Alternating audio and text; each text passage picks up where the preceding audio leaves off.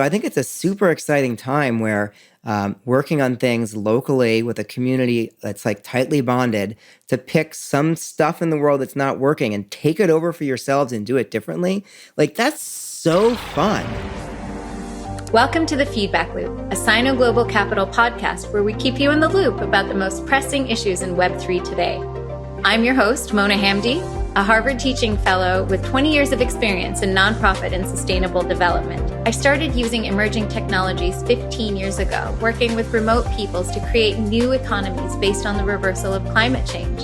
And today, I'm the Chief Strategy Officer at Sino, where I hope to bring beneficial technologies to the most forgotten corners of this planet. On today's episode, I am joined by self-governance advocate, fitness dad, political economy theorist, and serial entrepreneur Patri Friedman. Patri is the general partner at Pronomos Capital, the world's first charter city VC fund. He is a serial entrepreneur who founded the Seasteading Institute and Future Cities Development before launching Pronomos. He's best known for promoting the idea of startup cities as part of a mission to build prosperous cities to grow and empower citizens and entire nations. He's a Stanford alum and self-described transhumanist who's been doing freaky stuff to his body ever since the day that I met him. I'm really excited to have him with me today to talk about all things exponential, seasteading, and so much more. So let's get right into it. Hey, Patri. Hello. Let's start right where everybody who knows you and knows your last name can't look at inflation today and not have a little bit of Patri Friedman and Milton Friedman in their heads. What's going on, Patri? Well, I mean, there's this crazy thing about inflation where the way it's talked about in the news and by regulators is it's this like mysterious phenomena. Who knows why it happens? We got some vague ideas about how to fight it. And my grandfather was a huge proponent of the simple idea that like the amount that a piece of currency is worth depends on how many pieces there are. And if you like have 1 billion shekels out there, and then an entire economy based on them, and you're trading, and you have all these prices in shekels, and then somebody out there goes and makes like another 1 billion shekels and pours it into the economy, you don't get like twice as much stuff. Like that doesn't happen. There's no magic in how many shekels there are. They're just a unit of measurement. What you get is shekels being worth half as much. And it's a super simple idea. And there's more complexity to how much a piece of currency is worth than that. It's kind of like the basics. And what's completely crazy is that like it's so simple and seems to be pretty accurate, and yet it's like it's ignored. And so now we live in a day and age when the money printing, which is being done in kind of more complicated electronic ways, but still is going crazy. More and more of it happening, and at the same time, a ton of people understand about it now. And they get that inflation is not just this like mysterious monster demon thing, but like you print more money and the money is worth less. And so we've got these movements of sovereign communities in crypto trying to reclaim control over that currency and just saying, hey, we want to transact in a non-dilutable currency that there's just so much of it and it has its value. And the more people who use it, it goes up. The fewer people, it goes down, and someone's not printing it. And it's amazing to me, you talked about how I'm into all these different weird ideas, life extension and self-governance. And 20 years ago, the number of people who were into them was like so small. The number of people who like got how inflation worked and are like, man, it's such like so BS that the government's always printing money and then wondering why it's worth less. And the number of people now, it's literally 1,000 times as many people who understand it and are actually building tools to beat it. So it's an exciting time. And the same thing is true in self-governance. It's true in transhumanism. It's true in AI risk. All these fields that were these little obscure things, now people recognize. You know what's crazy about that, Patri? I met you a little bit before I started to really understand blockchain. And you were one of the very early voices to me about what that would look like, about how that would transform our economies, but also about how it would transform our communities. So I think of you as one of those early adopters in trying to integrate that into a community. What does that mean for you today? I mean, I know it's tied to, economic sovereignty and physical sovereignty were always related for you. How are you seeing that play out today? I have this bias from economics of focusing on economies of scale, right? Like when things are bigger, they work better. For software, there's crazy economies of scale. You write a platform and all the hard work is the writing and not the server cost, and everyone can use it. But in governance, there's a lot of diseconomies of scale, meaning things that actually work better when they're smaller, because smaller groups of people, they're in touch with their own needs, they have the incentives to make things work well. And I think we're in a time when technology is shifting some things in textile economy of scale, but in terms of communities and local economies, I think we're seeing more and more return to smaller systems because we're just in a time, and this is especially true in the West, right? It's partly this is a phenomenon of age, of aging institutions, right? So in younger regions, this can be pretty different.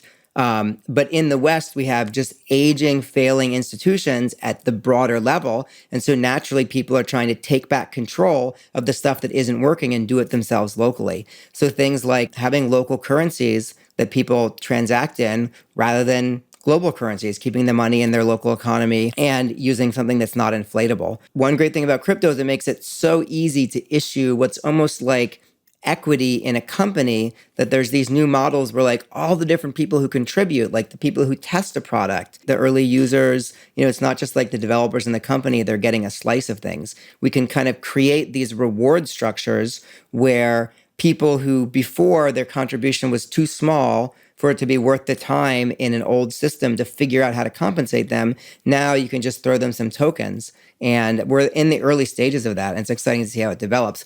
But just also remember, like, it's a frontier field. And so there's like way more hype and like bogus products than real ones. But at the same time, the real ones are going to change everything.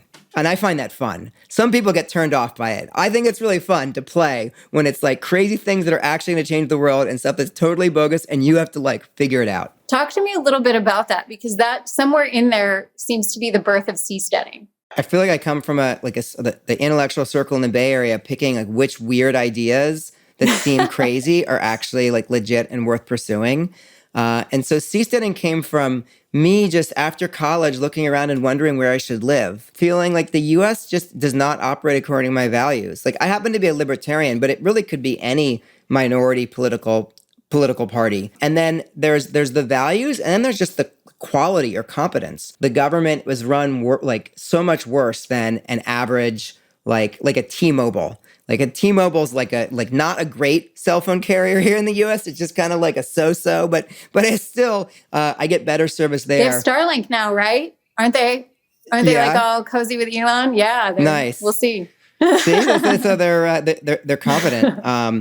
And so I looked around the world. I was like, oh, there's like some places that have somewhat different values, and there's some places that have higher competence, like Singapore and Dubai come to mind. But really, there's like something strange here where there's all kinds of people who want governments that they're not getting. And so I just dug into that. I came up with my own economic theories of looking at government like an industry, seeing that there was no startups, seeing that it's so hard for people to switch companies. It's like this cartel of local monopolies. And so we can actually like throw out all the philosophy and morality and all of that and just be like, oh, hey, there's no way to experiment with different governmental systems. It's really hard to change regulations. There's no startups.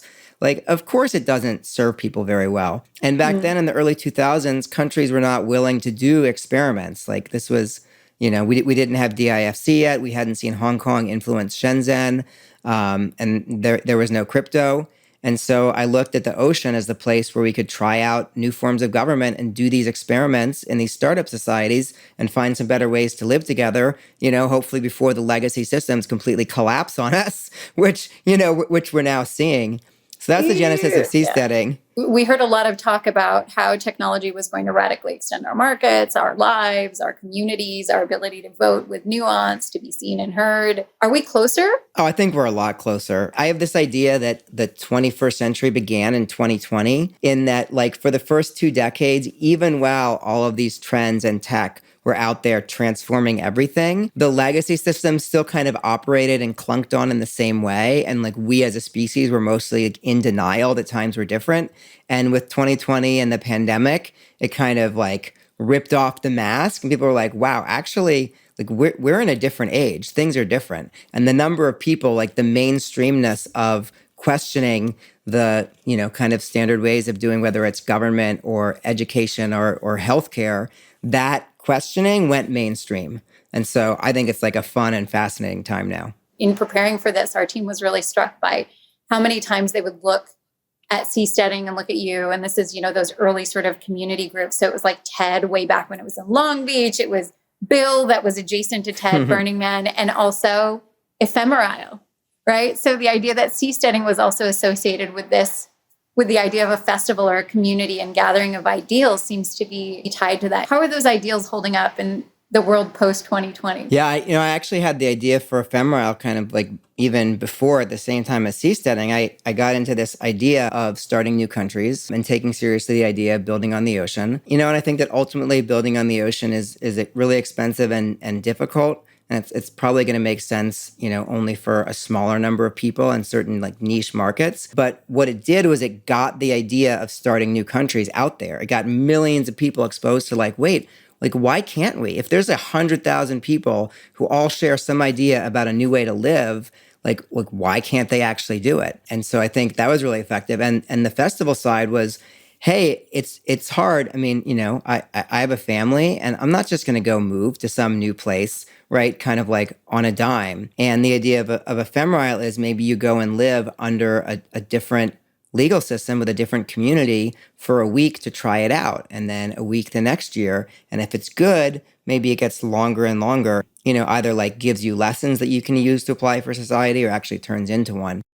It turns out, I would say that there's this tension between the festival energy and full-time life energy that's been really clear, where it serves this amazing role at getting together people and inspiring them and creating what we call saltiness in the community. Saltiness is how good you are at actually tying and untying ropes and doing proper knots and hauling sea structures together and building them. It's definitely brought a lot of saltiness to our community. It's stayed in protected waters so far, hasn't really had any kind of legal sovereignty, but the concept of a bunch of different jurisdictions competing where your island, your rules, and a group of people can tie together who all agree that they're going to have the same rules and the same culture. This year, I was on Quiet Island. We were anchored one cove over so that we could go to the main party areas when we wanted to, but we also had our kind of quiet haven. And that idea that different places can do different things and you choose where to go, that's at the heart of my political philosophy. And it's so fun to go there at Ephemerile and live it. And in the next couple of years, there's projects in the works, including one maybe for next year, of doing international ephemeriles, either in the Caribbean or the Mediterranean, where we're going to gather together a whole bunch of yachts and actually do this finally after 20 years, kind of under law of the sea. So I'm super psyched for that. The idea that you get to sort of co-create the laws by which you live by, or the social order by which you live by, is something that's at once really old and very new. And it's interesting to hear you talk about Ephemerile. And as you do, I see that sort of modern trend of this kind of semi-transient nomadism, where we're able to really partake of things, and my physical body might exist in one place, my digital body might exist in the other. And it's really forced me to look at KYC very differently, and the idea that, human authentication. How are your thoughts moving around the idea of digital identity and physical privacy, if you were to give people a community in this community, if you were able to give them that ability to be that nomadic and to be that self-autonomous, knowing that the physical reality of the way that we're heading is really more toward things that might be a little bit contrarian to that? Yeah, I like Vitalik's idea of this cloud of identity, where you can kind of choose which systems you're registering with yourself and which of your identities you're associating with them. And, you may choose to have purely cloud or anonymous or pseudonymous identities, but, we're all real people in the real world, and you are going to have an identity that's your real self. And you can kind of choose which of your things in the digital world you publicly associate with it.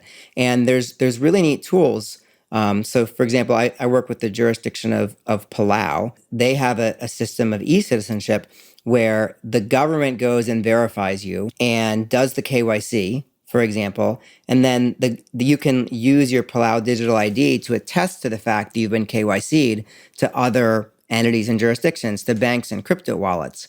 And what you can do with zero knowledge proofs is you can say like, this person has been KYC'd by Palau. You can do it associated with who you are. You can also attest this entity has been KYC'd by Palau without saying who they are. If you have some verification identity that others trust, you can like trust them with certain facts about yourself. It might be that you have $1 billion in Bitcoin, and it's something that you like don't want people to know. You don't want people to know who you are. But if you trust some particular signing authority, you can let them know that. And then somebody can open a web form, for example. This is an idea of my friend Balaji, that says like, in this channel, we only have talked with people who have a verified $1 billion in Bitcoin. And you can now attest to that fact and join that channel without anybody knowing who you are. And in general, this is a way that we can kind of like have verified facts about ourselves and use them to get access that we need, opening an account that will only take people who are KYC'd without them even knowing who we are. So I think that it's like a fascinating and evolving world here for digital identity. If you were a regulator, what would you see as sort of the peril and the promise? I mean, there's a lot of both, right? It's really new and really different. It's got to be both scary and exciting. I think the promise is that the things that regulators do can be done like much more cleanly, much lower friction using these technologies, save a lot of time, save a lot of paperwork. That the degree, for example, for things where transparency is important, right? And I know that privacy is important for other causes too, but for things like tracking property title or the spending of government agencies or nonprofits, there's all these times where like rigorous transparency and like immutability, the fact that the records are completely unchangeable, is important. So there's some really great stuff that comes from the tools for things like banking and title. And at the same time, there's a sense in which, look, these tools empower communities to be more sovereign. They empower individuals to be more sovereign. And that means that they're less controllable by regulators. People can now transact in digital currencies, transact in anonymous digital currencies. Capital controls are much more difficult to enforce, because if you can pay for electricity, you can turn electricity into Bitcoin. You can get Bitcoin out of the country on a USB drive or just with words memorized in your mind. So the ability of regulators to regulate in some ways goes down. And I think what's exciting about it is like, to the degree that they're doing things that people want and people choose to work with the regulators, there's rich space of things that can be done with like e-residency and e-identity. And, in Estonia and Dubai, where like every function of the government can be done online, unless it like actually requires physical. So there's all this great stuff. But then if you're trying to get people to do stuff that they don't want to do, it's a lot harder to make them because they have decentralized cross-border alternatives now. You mentioned Balaji. And do you see a future where you can be a compliant anon or compliantly pseudonymous? Absolutely. I mean, I think there's going to be some things regulators or products or whatever won't want pseudonymous people to do, but there should be a lot of things that you can. It just kind of like makes sense. It wasn't too long before our Stanford alum and Silicon Valley whiz kid starts his own VC fund. Tell me about Pronomos and some of the hijinks you and your backers have had. Yeah, I mean, when I started working on Pronomos in 2017, it was because the Honduras program to allow charter cities was humming along and working with some applicants, because the wave of crypto meant that governments were suddenly open. Some governments, small, flexible, innovative governments, were open to these kind of like autonomy sharing ideas and legal experimentation.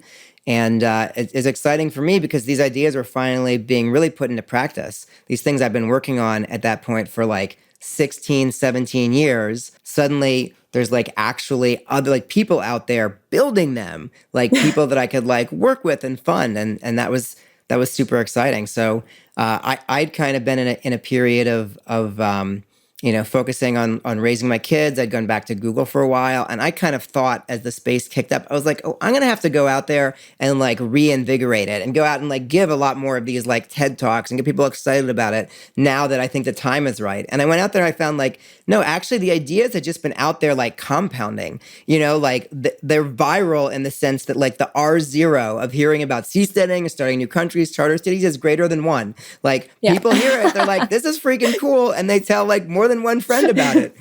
And so there was just like so many more people. And there was this generational thing that had happened that I never expected where, it had been 10 years since I was out there spreading these ideas about seasteading and starting new countries. And so there were people who heard my ideas in high school and college when their minds were really open, where now it's 10 years later. And in some cases, they're CEOs of billion-dollar companies, or they went and made 100 million in crypto. And they're like, hey man, those like startup cities, are they coming along? Like what's going on? What can we do? And I was like, hey, listen, I'm sorry it's been so slow, but the time is now. Like, I'm getting some money together and there's actually people doing this that we can fund. And so that's what I did. And it's a tiny $13 million fund. It's all investors who just want this stuff to happen. They want to see sovereign communities trying new ways of living, making new legal systems, and kind of advancing our governance technology. And it's going really well. There's more and more projects. We're getting really hands-on as the only people who work across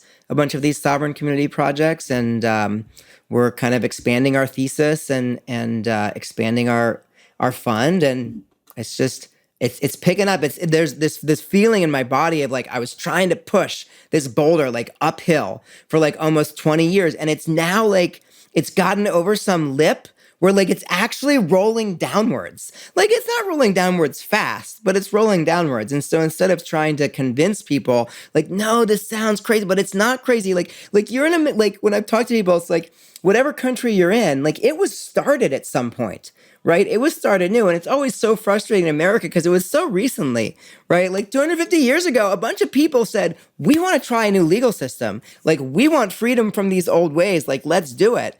And it worked so well, it became like one of the industry standard forms of government that a lot of other places copied. And like, you're skeptical that we need to like keep doing this? Like no. And now it's more like people are like, hey, like, how's it going? How can I help? And it's just really fun. It's interesting. You started Pronomos in 2017. I met you. I mean, you were hanging upside down at Google drinking olive oil and doing intermittent fasting when that was like not a thing. It was Honduras, I think, has been on your mind that whole entire time, future cities development, right? So that was a lonely decade, hanging upside down, drinking your on your olive oil, on your oil cleanses, your high fat cleanses. I remember that. It was recovery, in those like seasteading days running a nonprofit, like being a working parent and traveling around the world. I pushed myself really hard, and, I was young and I didn't realize that I was like burning out there's some bar that I can see now that I'm 46 where like you can see it ticking down when you don't get enough sleep and when you're changing too many time zones, or when you're not like bouncing on the trampoline with your kids. And back then I couldn't see that bar and I was draining it. And so that was part of what that decade was after seasteading and future cities, was that kind of like recovering from burnout, and paying attention to those like foundations of life that you need to go out and do the exciting things. And that's, very much like Pronomos, my partner Bradford, who's joining now as we expand the fund. He's my age and we both have this like health first. We'll hop on a call. We'll be like lifting, right? Or send each other audio messages when we're running. And it's all about like, we have to work efficiently and like take care of ourselves because we want to be doing this for decades. And like, we're too old to think that like we can work like 60-hour weeks and keep doing this for decades. Like it has to be sustainable. It's crazy that you say that because the idea of recovery also results in a lot of efficiency as you get older, right? So we're starting to see a lot of data about how you just kind of, the older the berry, the sweeter the juice, that you're actually getting really good. And how are they connected? I watched you go through that transformation. And just a few days ago, we watched Mark Zuckerberg, like Zuck's out there he's getting fit. Bezos has biceps. The guy's jacked. Like, what is that? There you go. And let's talk about this. I lost 35 pounds since October. I had a really difficult pandemic personally, and I got to my highest weight ever. And then this year, I changed everything. And my labs went from like, you're like pre-diabetic, you're going to get like heart disease, all of this. In just literally a few months of changing everything about like lifestyle and diet and sleep and exercise. And the labs are like, holy crap, you're in amazing shape. I think I'm lucky enough that like it wasn't a long time that I like was treating my body poorly, and it's strong and it recovered quickly. But yeah, like that's our meat suit, right? Whatever our ideas about like our mind or the importance of that world, like we are meat. And if you don't take care of that meat, you're not going to be effective at anything you do with your spirit or your heart or your mind. It has to be at the basis. I just saw a video of you in your meat suit doing like Dance Dance Revolution with the kids. So that's pretty amazing. And speaking of freaky stuff that Patri does with his body, you and your corporation, I'm assuming your partners too, you guys were early into the idea of cryogenics too, that being cryogenically preserved. I remember that was a thing 20 years ago. That's kind of catching on, and it's a really big deal in the crypto community. What are your thoughts on that? You want to live forever, Patri? I do want to live forever, for sure. I love life. I mean, I'm interested in so many different things. I want to learn so many different things that like there's not even close to enough time in this lifetime. So, it's the people who don't want to, like, that's all good. But those of us who do, let's go for it. And it's what I was referring about with these ideas that 20 years ago, like the number of people who were into this stuff, you could gather them in one conference, right? You could have a lot of them in one party in the Bay Area in the early 2000s. And, I got into these communities early because my dad was part of them in the 90s. But it was tiny and it's exploded. So I invested through a little angel fund in a new method of cryopreservation, where it's a bit like Body Worlds, in that it kind of like plasticizes your brain, and it has the advantage that it's like stable at higher temperatures, has other advantages. But there's a lot of different groups working on different ways to preserve people. And I don't know, to me, it's one of these ideas that it just makes sense. I would be down to seeing stuff that exceeds many generations of my own physical lifetime. How far away are we? Because I'm equally terrified and titillated, right? It's hard to say. We're definitely a lot closer than we were 20 years ago. I'll give you an anecdote. So I was just in Singapore and Indonesia, and I'm in Bali, and I meet this biohacker who, like, we have got a bunch of mutual friends. He's got the best lab in Indonesia, and he's like, hey, so I can give you like an injection that will make your body make more of a protein that goes away as we age, that relates to like your strength and your ability to focus.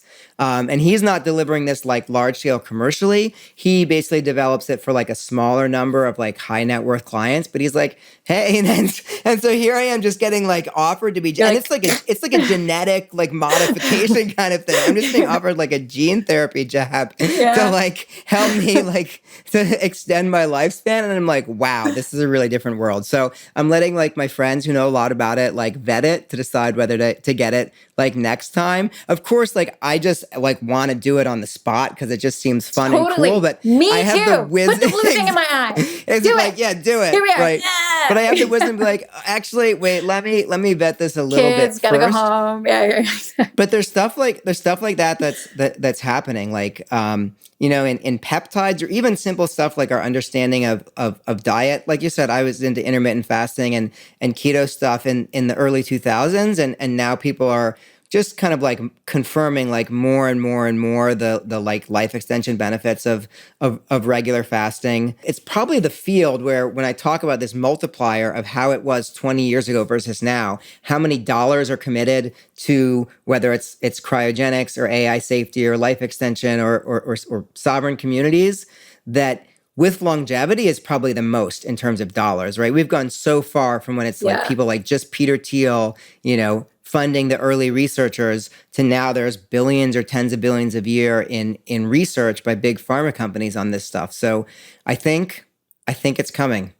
I think like there's meaningful things that you can do now, and there's like a ton of stuff in the pipeline. So it's an exciting time to be alive, which is why you should stay fit and eat healthy so that you're healthy long enough to get the fruits of that work. And I'll say there's a lot more things that can keep you steady. So I have really bad genes for late onset Alzheimer's, but it's completely addressable with diet and lifestyle.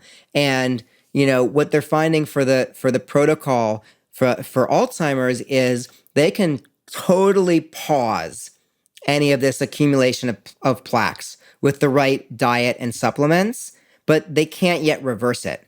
So be healthy and do the right thing now, because it's going to be a lot easier to halt than to reverse. It's just exciting. I think that there's something to pushing the envelope on what it means to be your age. You are the age of, if you remember some of those older TV shows, that was like the Golden Girls, I think, were in their 40s. And I look at them, they were like so geriatric. And then there was like J-Lo was on a stripper pole for her 51st birthday. So it's definitely a different time to be growing up, I think. And speaking of that, growing up in the Friedman household, I think you guys are chock-a-block economists. I know your grandfather, your father, and your grandmother. Do you ever think about that? I mean, what was it like growing up in your household? What did you guys do for fun? Were there like Friedman family board games? Do you guys just like kill each other with contrarian sort of market economics theory, or what was that like?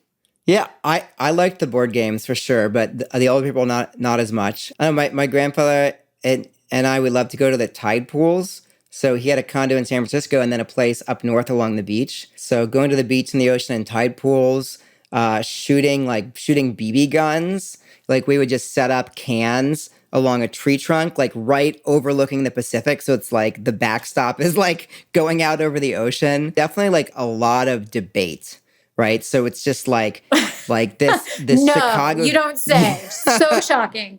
So exactly. Shocking. So it's just like this, like no, it's crazy because it's this like no holds barred, like you can attack an idea like as viciously as you want, but there's zero of it that's about like the person. So you can propose anything, however weird it is, and then you just like hammer at it and try to find the truth. But it's all just kind of like friendly and fun. Maybe it's like war in a virtual arena where like you're going as hard as you can, just like bloody death, anything, but yet it's like all fun and games and no one gets hurt. For me, like I can go into like any debate or conversational situation, it can be like with a head of state or some like Nobel Prize winner or the best in the world or something. And I'm just like completely comfortable talking to like basically anyone about anything. I mean, I joke that I was like born with a mic in my mouth. Like I'll debate anyone on anything, anytime. And the reason I can do that, the secret that I learned from my family, that this is the secret if you want to be able to like win in any debate, anytime. It's a very simple secret. Listen for when the other person is right and agree with them. And if you just agree with them when they're right, and like let go of like all your biases and everything and just like argue when like they don't have solid backing, then you're just like always in good shape. Like all the misery and arguments happens, I think, when like you won't let go when you're being proved wrong, or you like trying to push something that you can't support, you get backed in a corner and like, oh, that's the worst. I can't imagine picking up the swords with your family and not carrying that through. Like if my sister were to attack me the way that I know that you guys have done that. I know that your grandmother was a very vocal and very, very sharp lens, right? So the fact that you might have all just agreed with each other to like, it's kind of But amazing. then it only takes a moment. It only takes a moment. And then you jump onto where you disagree, which is the fun part. That's like Art of War. That's amazing. What is it that you're excited about that nobody's asking or that we can kind of share with the world? There's this tension between like doing things that I think as humans who grew up in these small tribes, like doing what feels good, I think is often working in small groups on local things and like directly seeing your impact. But yet there's these incredible economies of scale and specialization in the global economy where like usually the way that you can make the most like contribution to humanity is in these kind of like abstract, big, remote things, right? And that's tough. And I think that we're in an age where the big systems are just really like aging and screwing up and needing to be replaced. And it's a time when we get to like tinker with stuff locally, like, one programmer can write something that turns into a currency that's worth hundreds of billions of dollars and is now, threatening fiat money and saying like, hey, if you're going to keep doing this inflation thing, like we're just going to use something else. So we live in this time when, I'm working with small communities, right? Sometimes it's like 100 or 200 people who are going to go out there and like build a homeland for themselves, or a development that's going to be for 1,000 people. The people who are pushing ahead new ways of schooling, new health and lifestyle, new forms of governments. This is happening in like kind of tribe-sized groups. And so I think it's a super exciting time where working on things locally with a community that's like tightly bonded to pick some stuff in the world that's not working and take it over for yourselves and do it differently. Like that's so fun. And like, I don't know that it's going to last. I think that we're going to find like solutions for the 21st century.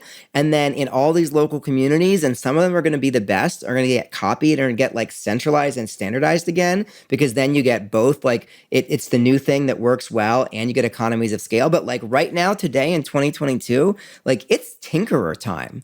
And I just think that's like a delight. Like that's a play that we all get to do with the world. Well, my friend, I hope you are around for a very, very long time to tinker. It was a great, great, great time that I had today just chatting with you. And thanks for sharing. Yeah, thanks so much for having me on. I'm really excited. Hope your audience enjoys it. Our time is up for now, but the conversation is still going. Make sure to follow us on Twitter at SinoGlobalCap, subscribe to our YouTube channel, and leave us your feedback so we can loop it into upcoming episodes.